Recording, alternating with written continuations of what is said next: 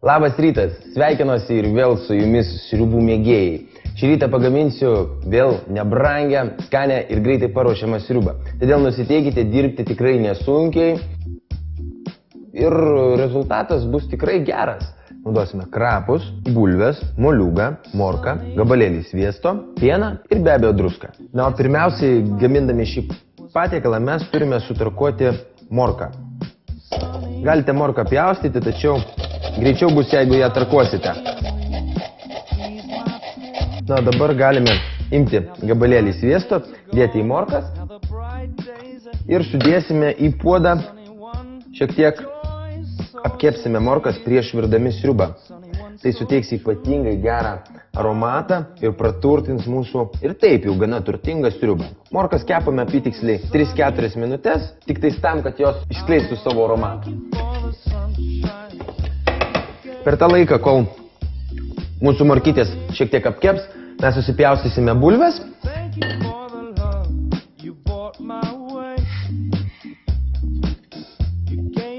Na ir dabar galime sudėti bulves ir užpilti vandeniu ir palikti tol, kol išvirs bulvės.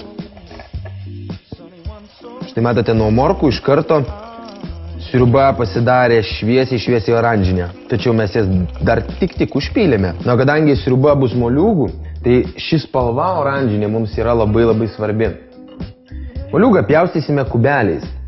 Ir visas sriubos akcentas yra tai, kad bulvės gali būti suvirę, morkos suvirę, iš bulvių iš viso gali būti bulvių košė sriuboje, bet moliūgas turi būti nesuiręs ir mes jį virsime tol, kol jis bus skaidrus. Ir tada sriuba ne tik tais yra labai skani, tačiau ir labai graži.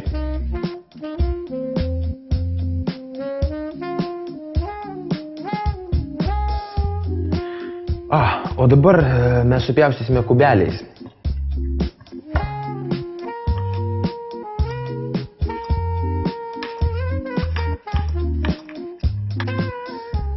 Kvapas jau išduoda, kad bulvė suminkštėjo, taigi aš dėsiu moliūgą į sriubą. Tai kvepia. O dabar pavirsime tol, kol moliūgas pasidarys skaidrus. Tačiau nepražiopsokit šio momento, nes čia yra vienas iš pagrindinių akcentų verdant šią moliūgų sriubą. Galime uždengti dangtį. Na, o moliūgai pasidarys skaidrus apytiksliai per 10 minučių. Paimsime šiek tiek krapų.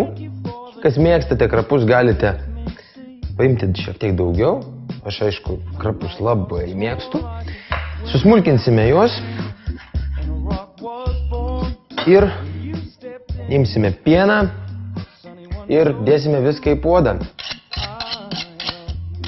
O dabar supylę krapus imsimės pieno. Dabar palauksime, kol pienas užvirs ir tada galėsime sriubą jau serviruoti.